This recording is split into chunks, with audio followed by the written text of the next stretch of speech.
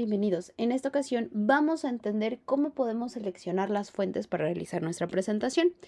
Bien, las fuentes son los textos o el tipo de texto que nosotros vamos a ingresar o con el que vamos a trabajar al momento de hacer nuestra presentación, pero se deben de considerar ciertos factores. 1, el tamaño. 2, la tipografía, que es el estilo de la letra que nosotros vamos a utilizar. ¿Cuántas fuentes se deben de utilizar? Y por último, la conservación de fuentes si es que se llega a visualizar en algún otro equipo. ¿Ok? Vamos a concentrarnos en las primeras tres. La primera es la tipografía. La tipografía, no es cierto, sí, disculpen. El primero es el tamaño de la fuente. El tamaño de la fuente ideal es de 18 a 24 puntos. Aquí tenemos dos ejemplos de una fuente de 18 y otra fuente de 24. Recuerden que a menor cantidad de texto es mejor la comprensión y también el desenvolvimiento de la persona que expone o que presenta este material de apoyo. ¿Ok? Entonces, el tamaño ideal puede ser de 18 a 24, es una letra que se alcanza a ver desde cualquier punto.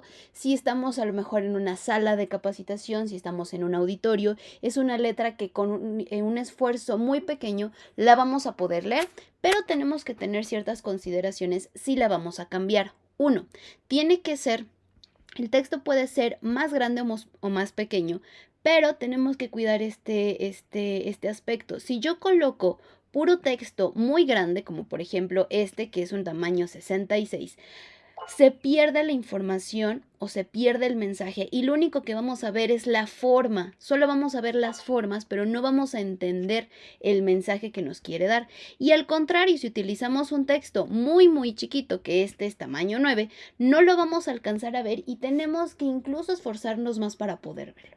Por eso se recomienda que el tamaño del texto o de la fuente de nuestra presentación sea entre 18 y 24.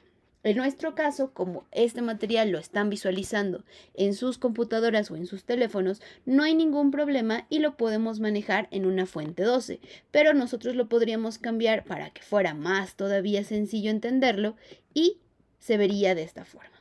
Entonces, lo primero también es considerar en dónde y quién lo va a estar leyendo.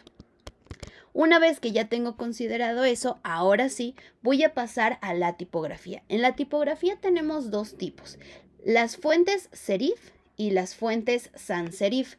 ¿Cuál es la diferencia? Muy sencillo, las fuentes serif son todas aquellas que tienen estas terminaciones al final de las letras, estos adornos que tienen en los extremos de las letras, esas son las fuentes serif y regularmente se utilizan para los títulos. ¿Ok? Algunos ejemplos de estas fuentes son Book Antigua, Times New Roman y Harrington. Si se fijan, son muy gariboleadas, muy adornadas y destacan de todas las demás. Las otras fuentes se llaman sans serif.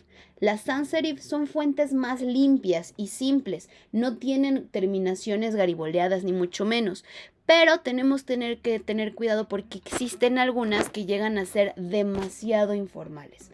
Este es el ejemplo más típico que tenemos con una Corbel. Podemos también encontrar la conocidísima Arial o Lucida Sans. ¿Dónde van ustedes a encontrar todo esto? En nuestra pestaña de inicio, en la parte de fuentes. Aquí, por ejemplo, existen otros tipos de fuentes y ustedes pueden ir viendo cuáles son sans serif y cuáles son serif. Por ejemplo, esta, la de Apple Chancery, es una serif. ¿Por qué? Porque tiene sus terminaciones gariboleadas, pero dentro de ese mismo nombre existen otras que son de la familia o son del tipo sans serif, que son más simples y que las podemos utilizar para los textos. Ahora, ¿cómo vamos a combinarlas y cuántas tenemos que combinar?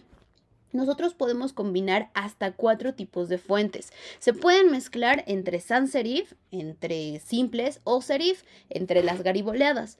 Pero no podemos mezclar fuentes entre sí porque nos va a generar un caos.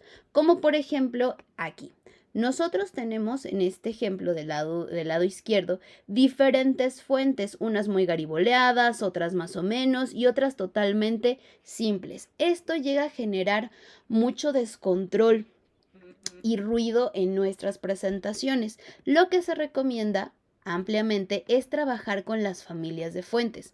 ¿Qué son las familias de fuentes? Las familias de fuentes van a ser el mismo tipo de letra, pero con diferentes estilos. El mejor ejemplo que tenemos aquí en pantalla es el de la letra Apple.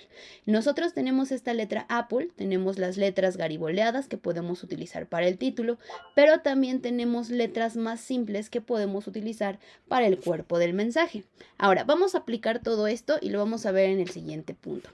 Si nosotros aplicamos diferentes fuentes, por ejemplo, aquí tenemos una fuente Harrington. Si bajamos, tenemos una fuente Huffle Text. Si le buscamos, es un poco todavía gariboleada, como una serif. Y de este, por ejemplo, vamos a tener la fuente. ¿Dónde está? De este no podemos ver la fuente. Abadi, ¿sí? Es una fuente un poco más simple. Entonces, esto nos puede causar a la larga descontrol. Si lo cambiamos al tipo o al tamaño de letra un poquito más grande, vamos a dejarlo en un 16. Si se dan cuenta, es más notorio esos brincos que tenemos en nuestro texto. Ahora vamos a ver con la misma fuente de las familias. Vamos a utilizar una fuente que es la Apple. Vamos a subirle un poquito el tamaño del texto. Y si se fijan, tenemos un título que destaca, un subtítulo que no nos deja lugar a dudas, que ahí es uno de los temas importantes. Y luego tenemos el cuerpo, que es más limpio, más simple, más pulcro y nos permite justamente poder darle esa presentación y esa diferencia entre lo que es más importante y lo que son explicaciones. ¿Ok? Entonces, con esto estaríamos terminando la parte de poder conocer qué fuentes, cuántas fuentes y de qué tipo vamos a utilizar para nuestro texto. Cualquier duda o pregunta que tengan, no duden en contactarnos. Hasta luego.